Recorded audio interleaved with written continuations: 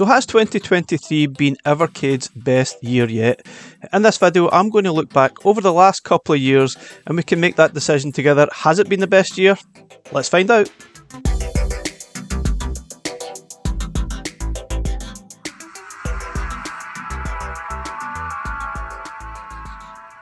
Hi guys and welcome to Crazy Burger. So the original Evercade handheld launched all the way back in May-June 2020 and there's no doubt it must have been a huge challenge for Blaze at the time, given the fact that we were in the middle of the COVID pandemic at that time. However, I really think that was probably a good thing for them, given the fact a lot of people had a lot of spare time in their hands. They probably had a little bit of extra money. Now I know everyone didn't, but a lot of people certainly had more time and they were looking for things to do, and this was probably helpful, and a lot of people probably bought into the Evercade. However, I don't think the initial batch of releases were that great. There's a few classics in there, sure, Namco cartridges for example that we've not seen since, but yeah, it was certainly an interesting launch. Let's have a look at those launch titles before we move on.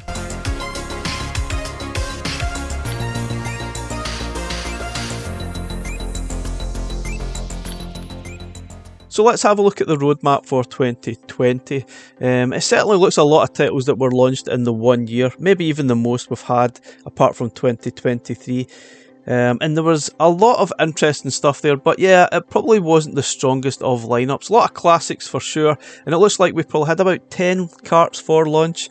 I can't remember if they all launched at the same time, but I do remember once I joined round about June 2020, it was difficult getting some of these carts and finding stock, especially Pico Collection 1 and Mega Cat Studios. Those were the ones that I couldn't find. I eventually picked up Pico from Argos and basically had to go through all the stockists such as Game, Argos, Amazon, trying to pick up those first batch of carts.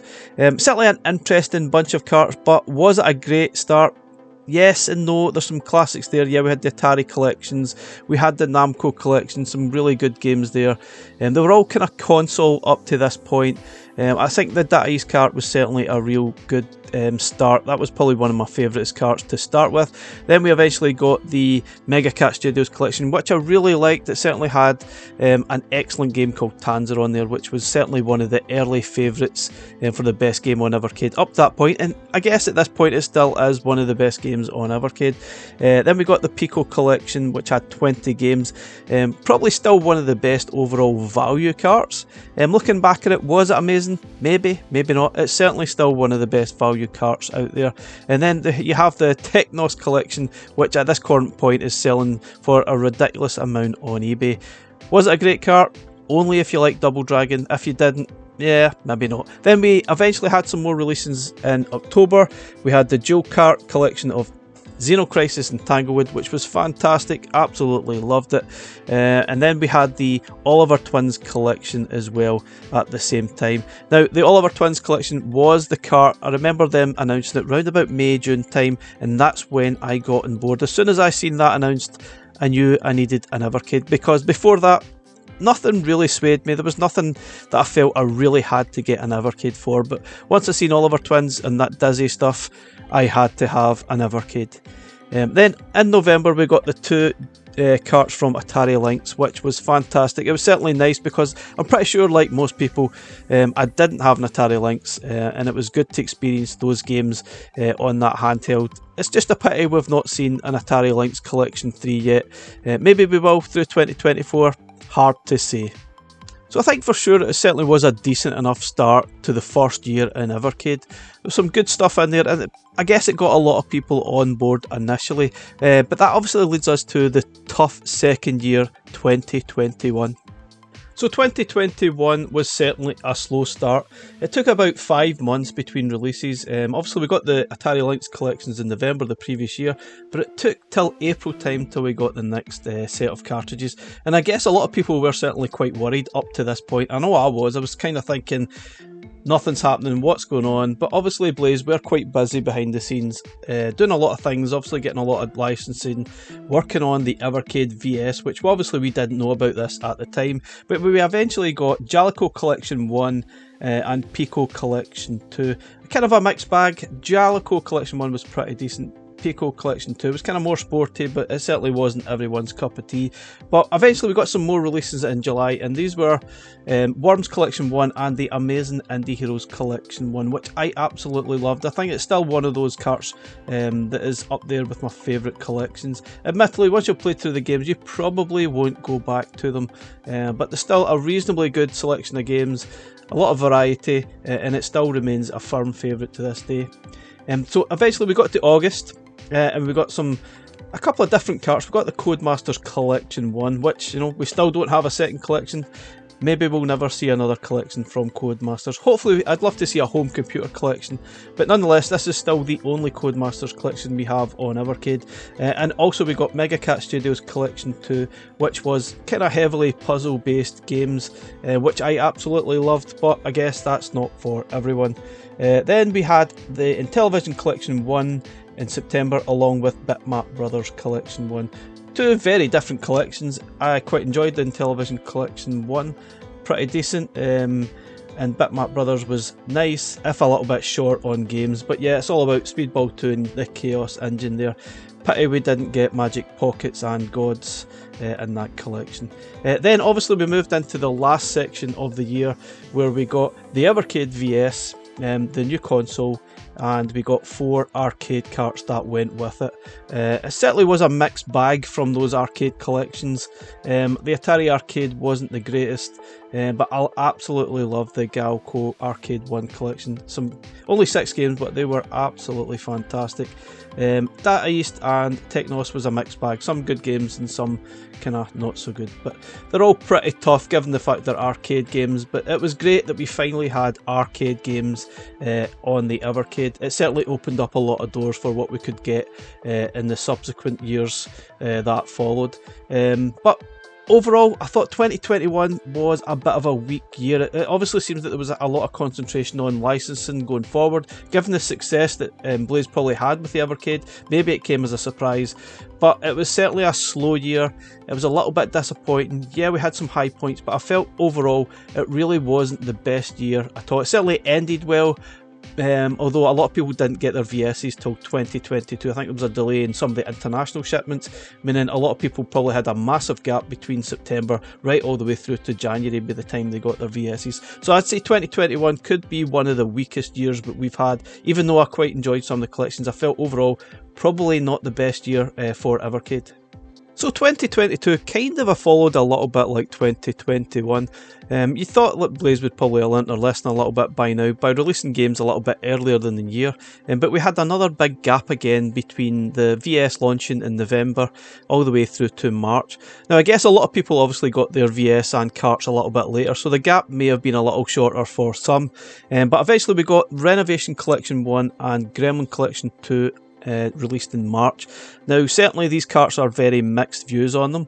Gremlin is probably one of my least favourite collections. I guess I quite enjoyed Zool and a couple of the other games, but it's not really the strongest collection they could have released from the consoles. If we had the computers up to this point, the home computers that is, we probably could have had a slightly better collection in there. So we might even see more from Gremlin at some point. I think specifically we might even see an Amiga collection at some point. So we also got the Renovation Collection 1, which is a firm favourite amongst the Evercade community, and quite rightly so, because it's a very good collection of games. For me, it was a lot of games I've probably never played before, and there's one of them I'll probably happily never play again, but we will not mention that name. But there's a good collection of games there. Really enjoyed this one, and it's still a firm favourite to this day. But we had another big gap to the next releases. We went from March to June. Again, at this point, I think there was a lot of people worried about what the heck's going on with Evercade. Why such big gaps between releases? Now, happily, obviously, 2023 was much better in that regard, and hopefully 2024 will be the same. But 2022 was like 2021, too many gaps, and I guess they were also concentrating on the Evercade EXP at this point, which got revealed round about the June time, I think, if I recall. And yeah, in June we got Morphcat Games Collection 1 and then Television Collection 2. Probably wasn't the best month at all for Evercade carts. Morphcat Games I really like, just that the games are a little bit short. So no doubt in Television Collection 2 wasn't the greatest collection at all. There's a couple of games on there that were pretty decent, like Tower of Doom was pretty good, but there's a lot of games on here that we had a lot of control issues with.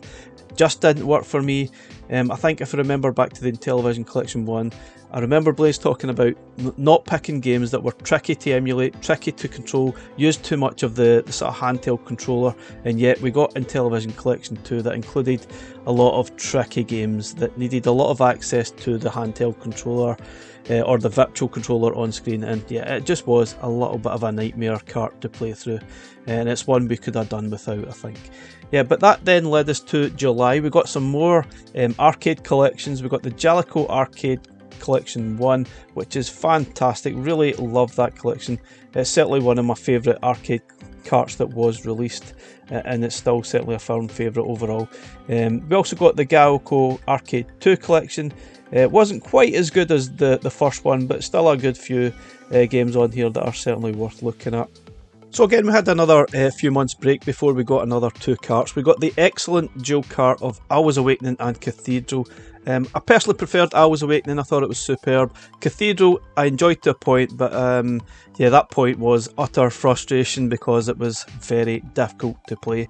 We also got the C64 Collection 1. It was our first entry into the home computer Blue Label collections, and yet it's certainly not a favourite amongst everyone. I absolutely love the C64, but I'll have to admit as well, it wasn't the best collection at all. There was a few decent games there, but I guess given the choice, I don't think I would choose a lot of these games, but we are kind of stuck to what Blaze can actually license, which is fair enough. But yeah, then we moved to November, and we had the two arcade collections. I've got here as well Indie Heroes Collection 2, but that was actually released in January 2023. It was actually moved out, but I guess everyone sees that as a 2022 release anyway, because we got all the games played, well, most of them, throughout the best part of 2022 as part of the Game of the Month on your VS and EXP. So we got a taste of all these games per month up until the cart got released. I think it was initially supposed to release sometime November or even December, but eventually it got moved to January 2023, and that was quite good because that gave us a cart as soon as we started the year. Wasn't the greatest collection. I don't think it was as good as Collection 1, but there's still a few games on there that was worth playing through, such as Tapeworm Disco Puzzle. So back to the arcade collections released in November. Now these were actually released alongside the Evercade EXP, and yeah, a lot of people probably missed out at this point because if you'd ordered the Founders Edition of the EXP, a lot of the sort of EXPs were stolen in the UK, meaning all the folks in Europe missed out, and we didn't get our Founders Edition, the black version of the EXP, until I think it was March or April the following year, which obviously this year, but a little bit of a nightmare there. But if you'd ordered a white one, you would have probably got a bundle with Tour Plan Arcade 1 and Ireme Arcade 1 with it. Two very different collections. Yeah, they did obviously release some of these games to sort of take advantage of the Tate mode on the EXP, which was fine and acceptable, but if you don't like shooters like me, Tour Plan Arcade 1 isn't really a massive favourite, but I know loads of folks out there love them, and if you do, Tour Plan Arcade 1 would certainly be excellent to quench that thirst. But Ireme Arcade 1, really good cart as well, had some nice games on it, and if you love R-Type, that is on here and it's fantastic, but it's absolutely solid as a rock. But it's certainly a classic shooter. So that brings us to 2023, and for me, I definitely think this has been the best year for Evercade releases so far. I think it's been excellent. Obviously at the time of this video we're still to get 4 carts, which should be next week, but I've played some of the games and thoroughly enjoy them, so I know what's actually coming. But I think as an overall package, 2023 certainly has been my favouriteest year for Evercade. There's certainly been some interesting releases throughout the other years, but I think overall as a package, 2023 has been the best one so far. I don't really count Indie Heroes Collection 3 as 2023 yet, because obviously it's getting released in 2024 in February, but I think Blaze have this set up as a kind of a financial calendar rather than a sort of calendar year, so to speak. Yeah, so in January we had Indie Heroes Collection 2. And then we had a little bit of a wait again till April, and we got 2 releases, the C64 Collection 2 and Plan Collection 1 on the arcade label. So we're kind of a carrying on from 2022, more C64, which was cool. Again, not the greatest stuff, but there was some interesting games in there, and more sort of tour plan, slightly less tatty mode style games, and a few platformers chucked in there. It was actually quite good, I quite enjoyed that one. So in May, we got the Team 17 Amiga Collection and Pico Collection 3. 2 very different carts, 2 decent carts as well. But it was certainly great getting Amiga finally on Evercade. I feel like we were asking for Amiga on Evercade since 2020, and they finally delivered, which was brilliant. And it's certainly a cart that sold well. I believe this actually made the games charts in the UK, which was fantastic. So it's been very popular, and I think it's actually my most watched video of Evercade stuff on YouTube, which is fantastic. I think I've had 16,000 views for it, which is unbelievable, and way higher than many other views I get for Evercade stuff. But I'm absolutely blown away how well received this collection was. I absolutely loved it myself, and I played it quite a lot, which meant I really didn't play Pico Collection 3 as much as I really should have, and I've still got that in my Evercade pouch to play, and I'm sure I'll return to that at some point because it's a decent collection that certainly deserves your time. Then it had a few months before we got some more releases in August, which was Pico Arcade 1 and Sydney Hunter Collection, and they were actually really good. Pico Arcade 1 was one of those ones that has tons of games you've probably never heard of, but they were all really good fun. I think it's a very good collection indeed. Now, Sydney Hunter Collection probably wasn't overall the best package collection you'll play, but it was still Sydney Hunter games, and I certainly enjoyed playing the Master System version of it. It was good fun, but probably not the best value collection we've had on Evercade. Then in September we got the Sunsoft Collection 1, a firm favourite out of there in the community. Personally, I'm not a big fan of it, but I can certainly see there's some really good games there. Then we also got the Delphine Collection 1. This was another one that was a little bit of a mixed reaction to. I love getting Flashback again and Another World. The point and click ones are certainly an acquired taste, but for me, I absolutely love getting Flashback on Evercade, and using those save states means I've now made progress through the game much further than I ever did on the original Mega Drive release sometime in the middle 90s, which is great fun. So that's certainly one thing that's great about Evercade, making progress in those old games that you never thought you ever would, which is brilliant. So then that's us into October, which was last month at the time of this video, and we got the first ever single cart release, single game cart that is, on Evercade, which was Full Void. And what a great game this is. Yes, it is very short, but it's still an amazing title, and it's great to have it on Evercade, and it works fantastic on the devices we have. And that released alongside the Home Computer Heroes 1, which I quite liked. But you certainly need to put the effort into that collection to understand it and how to play the games to get the most out of it. And yet, now we're up to the end of 2023. In November, December, we have the Duke Nukem Collection 1 and 2. And as you can see here, it does say December for Good Boy Galaxy, which wasn't Asti Bros. But that's been moved to the end of November, which means we've got 4 carts getting released at the one time. Probably too much. I feel as if they've put too much into the end of the year. It would be great to spread them out, but 4 great collection getting released at the one time. And I think as an overall package for me, 2023 was certainly the best year. I think that big announcement of the Duke Nukem remasters of 1 and 2, that's obviously fantastic news for us. And yeah, we're getting Duke Nukem 3D as well, amongst a few others from the PlayStation era, Land of the Babes, and I can't remember the name of the other one, but still great. And obviously don't forget Duke Nukem Advanced, which is a really cool first-person shooter from Game Boy Advance. Amazing. And yeah, we've got Good Boy Galaxy. I'm certainly looking forward to playing through that, and Witching Wiz is a fantastic little puzzler too. Asti Bros and Demons of Astiborg will certainly have their fans out there. Those kind of a running sort of slash games, kind of roguelike style games, which are really quite cool. A little bit like Cathedral, sort of. If you like that, then you'll absolutely love them. But yeah, I think overall, it's been a good year. Yeah, we've got Indie Heroes Collection 3 on here as well, and we've played some of the games already, but that won't release till February 2024. I've loved some of the games so far. I think some of the games have been fantastic. I really enjoyed playing Big 2 Small, and a few of the other games as well. Absolutely brilliant, and I'm looking forward to that next year. It certainly gets us off to a good start, and hopefully we will find out what the other collection is very, very soon. Anyway guys, thanks very much for watching. Let me know what you think. What has been your favouriteest year on Evercade? Do you think 2023 has been the strongest year so far? Let me know in the comments. Thanks for watching.